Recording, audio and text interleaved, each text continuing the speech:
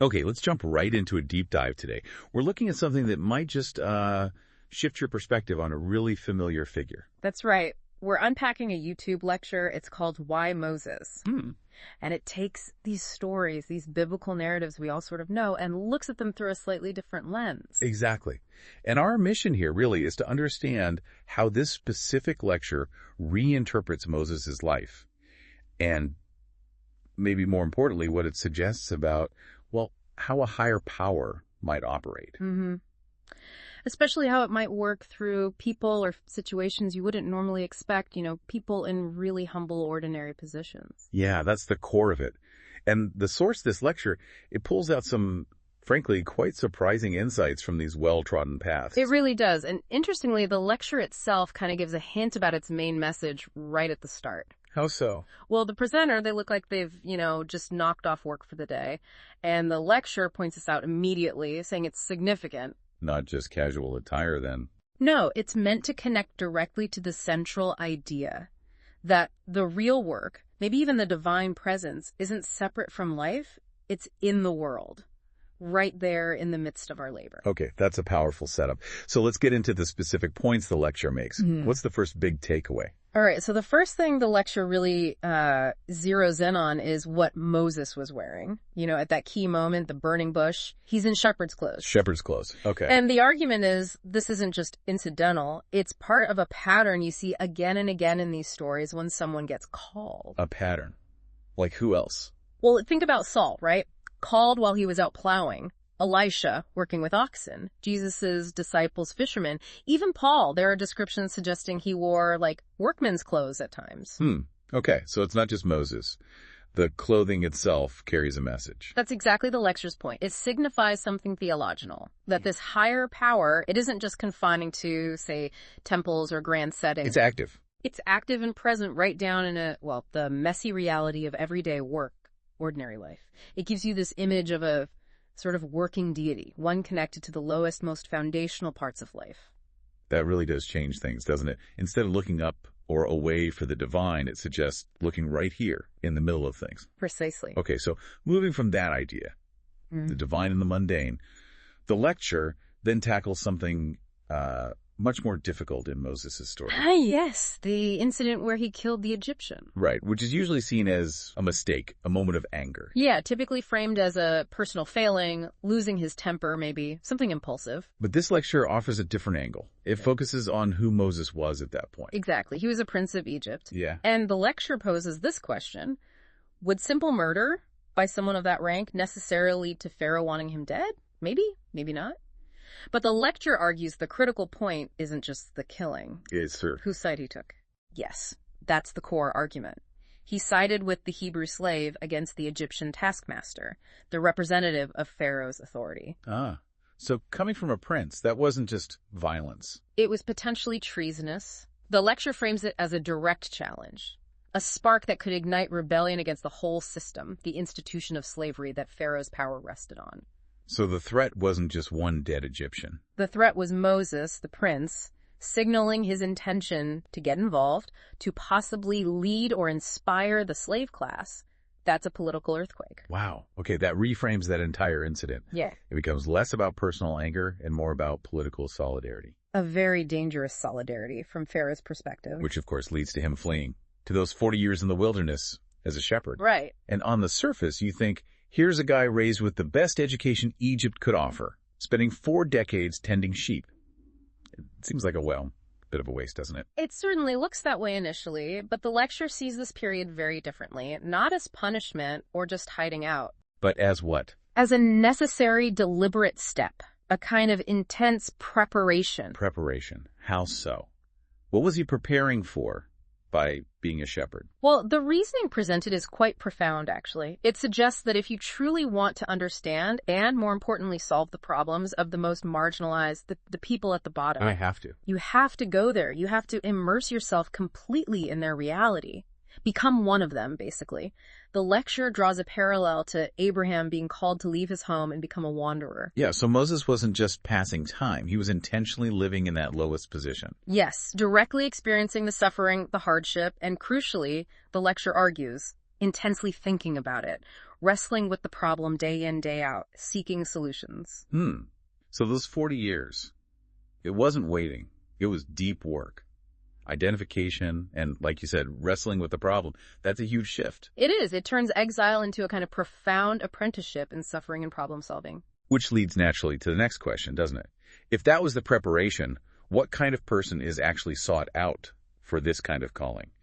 Is it enough just to feel sorry for people? The lecture is pretty clear on this. Nope. Sympathy on its own isn't the trigger. It points to two specific qualities that seem essential for this kind of calling. Okay, what are they? First, it's that deep empathy and solidarity we were just discussing. Not just feeling for people, but becoming truly one with them, living their lives, understanding from the inside out. Right. Deep identification. Got it. What's the second quality? The second is active, intense problem solving. It's not enough to just identify and feel bad. The person has to be actively, almost obsessively, seeking a way out. Actively seeking. Yes, the lecture uses a term which implies really agonizing over it, contemplating, wrestling intensely to find a solution yourself, using all your own faculties. Okay, so it's identification plus this really intense personal effort to fix it. But where does the actual calling, the divine intervention, fit in? Now this is where the lecture says it gets really interesting. The calling doesn't happen just because you feel bad, or even just because you start trying. When does it happen then? It happens, according to this interpretation, precisely at the point where your own intense human effort hits a wall, hits its absolute limit. Hits a limit, meaning? Meaning you've wrestled, you've struggled, you've tried everything you can possibly think of with your own strength, your own intellect, and you reached that profound moment of realizing, I can't do this alone. This is beyond me. The point of recognizing your own limitations. Exactly. It's in that moment when the intense human struggle gives way to a genuine, desperate need for help from beyond the human that's the threshold. That's when the calling occurs, where divine help meets human striving right at its breaking point. So it's not passive waiting at all. It's the combination of intense personal effort leading to the recognition of needing something more. That's a very active way to think about receiving a call. Very active. It reframes it completely. Okay, there's one last point from the lecture that seems to tie all these threads together quite neatly. Yes. It's about the promise made to Moses. God tells him he'll lead the people back to this specific mountain Horeb, or Sinai, to worship. Right. And the obvious question the lecture raises is, why that mountain? Out of all the possible places, why make that spot the destination, the place for the covenant? What's the lecture's answer? It connects it directly back to Moses' own experience. Mount Horeb was the very place where he spent those 40 years living as a shepherd, as one of the lowest. The place of his struggle. Exactly. The place where he wrestled intensely with the problem of his people's suffering, and crucially, the place where that intense seeking led him to the burning bush, the point where he finally hit his limit and sought and found that higher help. So the mountain itself symbolizes his journey, the struggle, the seeking, the realization of needing help. That's the argument. Yeah. And by making that specific mountain the place for the covenant with the entire nation, the lecture suggests it's deeply symbolic. Symbolic of what? That the whole nation is meant to inherit the spirit of Moses' journey. They're called to embody that same pattern, identify deeply with suffering, engage in that intense struggle and search for solutions, and ultimately recognize the need for and seek that higher help. So the covenant isn't just about laws, it's about inheriting a way of being, a way of engaging with problems. Yes, a call to an active, engaged faith rooted in struggle and seeking, not just passive acceptance or waiting for rescue. Wow. Okay, so recapping the lecture's core insights. It really emphasizes the significance of lowliness, the shepherd's clothes. It reinterprets Moses' killing of the Egyptian as political solidarity, not just anger. Right, and it reframes those 40 years in the wilderness not as waiting, but as deep, active immersion and problem solving. And then defines the calling as happening at the intersection of intense human effort hitting its limit and the seeking of higher help. Based on those two qualities, deep identification and that active, intense seeking of solutions. And finally, the location of the covenant. Mount Horeb Sinai becomes symbolic of that whole process, the struggle, the seeking, the encounter meant for the entire nation to inherit. Exactly. It paints a picture of faith that is deeply engaged with the world's suffering and actively seeks solutions, rather than being passive or detached. This really does challenge maybe more conventional ideas about what a calling involves or even how rescue happens. It certainly does. And if this lecture's perspective holds weight, this idea that the key figure is often the creative, autonomous person who deeply identifies with a problem and just won't stop wrestling with it. Well, that poses a question for you, listening right now. Yeah. What problems are you currently facing? Or what situations are you seeing around you? What suffering that pulls at you that makes you feel that intense need to find a solution? And following this lecture's line of thought, how can you engage more deeply in that process? Not just wishing things were different, but really actively struggling with the problem, turning it over, seeking a way through yourself.